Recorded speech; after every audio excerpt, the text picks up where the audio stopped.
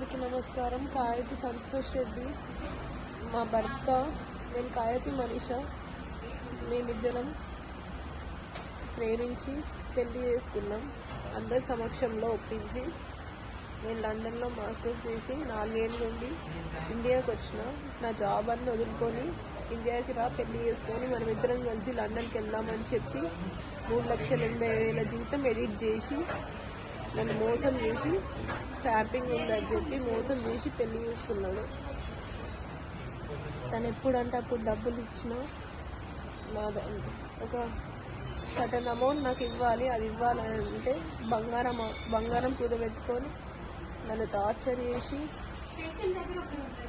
బెడ్రూమ్లో recording, వాష్రూమ్లో recording, అన్ని రికార్డింగ్లు చేసి బ్లాక్మెయిల్ చేసుకుంటా నేను డబ్బులు ఇవ్వను, ఏం చేసుకోపోవే అని మా మామయ్య నేను నమ్మి కడతానే అని అనడం ఇవన్నీ అయినాయి.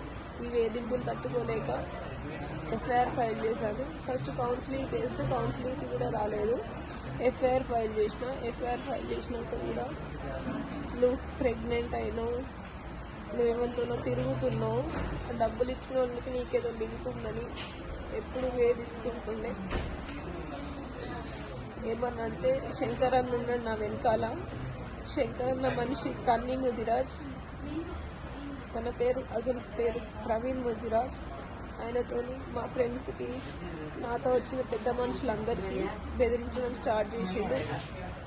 ఈ వేధింపులు తట్టుకోలేక ఏదైనా సరే ఇట్లా అన్ని లింకులు పెడుతున్నాయని చెప్పి వాళ్ళ ఇంట్లోనే నేను కోర్టు ఎక్కుతా అని వెళ్తే వాళ్ళు ఒకరోజు గొడవ చేసి ఇంకొక రోజు పెడతాం, ఆ రోజు వచ్చి మాట్లాడుకుందాం అని అంటే నమ్మి మళ్ళీ మే 10th ఒక డేట్ ఇచ్చారు. మే 10th వెళ్తే తాళం వేసుకొని వెళ్ళారు.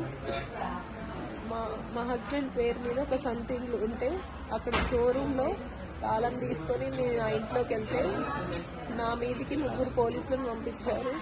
3 డేస్కి 3 మెంబర్స్ని. First Srinivasulu sir Uppal PS నుండి, తర్వాత గౌరీ నాయుడు సార్, తర్వాత మళ్ళీ శ్రీనివాసులు సార్.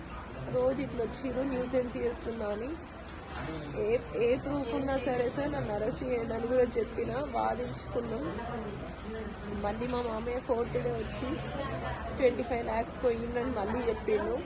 అది కూడా ప్రూవ్ చేసినాం. మళ్ళీ 2 lakhs అన్నాడు, అది ప్రూవ్ చేసినా.